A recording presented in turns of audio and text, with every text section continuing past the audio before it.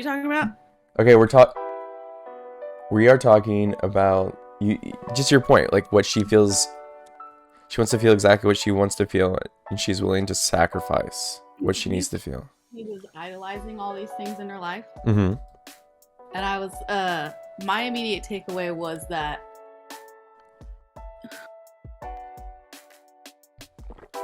because they kind of mentioned that she didn't like her childhood was shit, right? Yes. So what is there to actually idolize? I think that she would put herself into moments in her life that just made her feel good, and she just would chase whatever that feeling was. Mm-hmm. So it, without like giving a shit honestly about the consequences, because she's selfish. Yeah. Um. So you're thinking more of like she's very like moment to moment. She's not. Oh yeah, absolutely.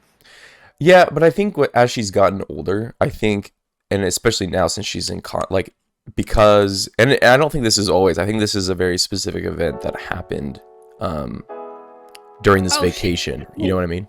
Damn Taylor up in this beat. I know, right? He's telling you to shut up. I will not shut up. I don't even. Did he? I mean, did you even watch the movie, Sam? Wow. We don't even know. But because she, like, I think this is a very specific event, because you might be right, like, 90% of the time, like, she's not actually thinking about, like, how she's, like, fucked up, or what she's done wrong, or reflecting onto the past. But I think this other family, and this mother, Nina, is kind of, like, bringing all of the past forward, and, like, bringing all of this to kind of, like, her foremind, and making her reflect on, like, all of this. And I guess this is where I would see, like, maybe the shame, or maybe the regret, or maybe, and all of it, not saying that any of that is, like, the right thing to feel. Like, should you feel shame because you chase, like, what you wanted in life? That you weren't necessarily a good mom, or that you weren't necessarily, like, you didn't live up to the expectations that you necessarily had for yourself. Or that... I don't think she has any shame or regret at all. You didn't feel the shame. That's what Callie said, or Callie said she might have shame. She's not guilty. She doesn't feel guilty for it. No. I think she has to. I mean, especially with that phone call at the end where she's like on the beach. Yeah. It felt like to me it was like she had to put such a conscious effort into calling them. Mm-hmm. That it was almost, I don't know, like she was really choosing this, like at this point now, to be a good mother. Still kind of hating it. Yeah, because in the story in the movie she even said, like, she hates talking to her daughters, right? Like, or she hates talking to that's what she says to Peter Skarsgård's character. She's like, I hate talking to my daughters. They don't like talking to me either. Which I even wonder if, like, that continued. What did you think of the final scene? Do you think that she died? So I was doing some research, and some people even think that, or I was doing some, like, what other people had thought on, like, Reddit and other places. A lot of people thought that wasn't real. It was almost her, like, she was finally doing, in death, she's kind of like, oh, I'm doing the thing that makes me kind of a good mom, in a way. Where she's finally calling her kids after like ignoring them. She's just like, okay, I'm doing the mom thing now. I'm calling my kids and listening to them ramble, even though I hate it. Like, what did you think about that last scene? But there was no, like, at least maybe I wasn't paying attention enough, but there wasn't, like, and, like, you have to kind of tell me what the fuck is going on, and, like, visually, I'm like, but there was no, like, change in, like, visuals. No, there wasn't. So I assume that she just was alive, and yeah. I think I appreciated her so much because she didn't really ever think of consequences, which is fucking dope. Because as a fucking woman, uh, she just very much lived her shit like she wanted to. Like she didn't necessarily have any plans. She kind of just let life happen to her. And Yeah. she just kind of like her and her study, like it never was. She never really expressed goals in anything. She just Mm-hmm. did what she just really wanted to do, and she wanted to be great at it. Mm-hmm. I love that. I love that part. Oh, Colin brought up something good in the chat. He said they didn't really change the visual language for the flashbacks either, though. So that is something. So like they weren't changing the way things looked based on any kind of like setting change or situation change. So there is a possibility that they wouldn't have changed the visual language for her death or what we might have seen as her death, because I was looking at, there were some people that were like, even though that little needle that she got stabbed with, like that went in really far and it could have punctured, like it could technically like kill someone if it wasn't treated. But I this was a refreshing character.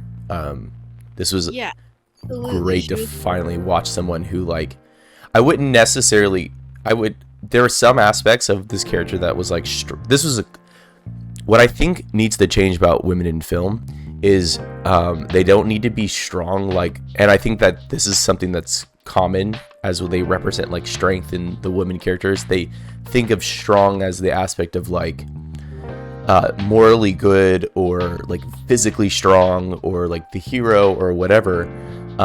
When I think of like good, I think of like good character roles for women, and this is exactly what I'm talking about, like complex, one that like challenges an actor. And this is one of those characters that had so much complexity and so much like so many layers to it, to where like any actor, man or woman, would be dying to play a character like this and to tackle something this difficult. And honestly, only a few really, really strong actors could accomplish this script. This was a challenging performance, because I bet you there's so little on the page. And I think like it needs to be said that like, and I honestly think like because of the other actors, because I didn't really think anyone else was that great in the movie. I think it just speaks to like, so I don't know how much, maybe Maggie only worked with Olivia. I don't know the behind the scenes, but like I think it speaks to like how literally insanely incredible Olivia Coleman is as an actor. Like she's insane. It's so good. Yeah, 100%. It was like so fucking refreshing to see like a woman who is complex and just literally just did whatever the fuck she wanted. Yep. Like, I agree. and like even though she does express that she, you know, she feels the tears, the fucking tears when she said that she left the kids.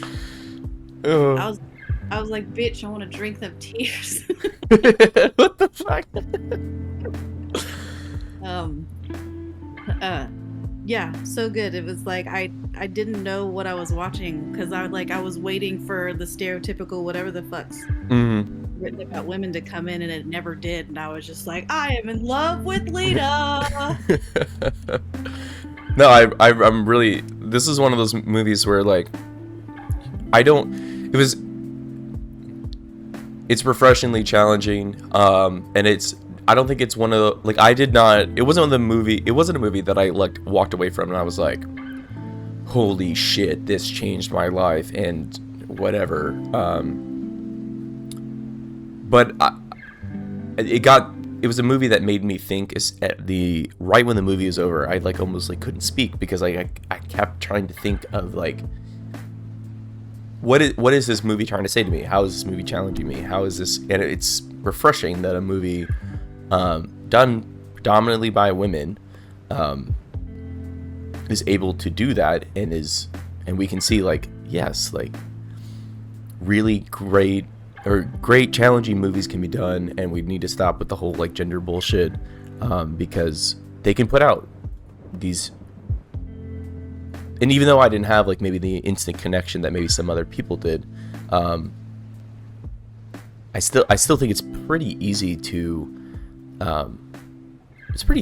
understand the level of detail and the care that kind of went into the story, and the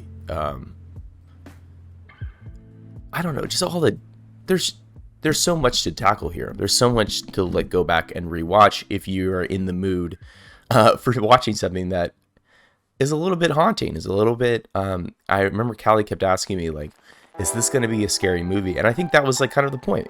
Like there are parts of this movie that were leading to this almost terrifying or psychologically haunting atmosphere, which was such a nice little note that was added to the film, because it could have been presented in a way that was more because this movie was purely introspective. It was so much of it was like what's going on in Lita's head, and it was a nice little touch that they added, a nice little layer of this kind of almost like horror or fear. There was something to be afraid of in this movie, and I think that speaks to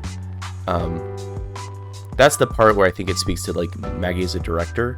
I think she understood that and understood that layer of adding that too, and was able to communicate that with the visuals of the team and the soundtrack and all that. I do think Maggie could have done a little bit better job with some of the side characters and their performances, but that would probably be my only critique. Oh, and I did think, as far as like technically, I do think the first like 10 minutes of the movie was just like way too dark. Like it felt like, What a hundo. I had to turn up the shit on my TV. I was like, is it my TV? I was like, yeah, no, for real. You need like an OLED TV that then like you have all the lights off, and then like so you can see all the blacks and then all the details of the black. Like I was just like, I can't. What do I? I was like, this right here is the problem with digital cameras, because this allows these DPs to be like, well, I still see some information in this corner. It'll be fine. It's in the log. It's like, no, dude, that's too dark. It hurts my eyes. Yeah, I honestly didn't pay too terribly much attention to literally anything else, any aspects of the film that weren't basically Lita's character, because it was just like, it was so nice to feel something else for a female character rather than rolling my fucking eyes at her. Oh man.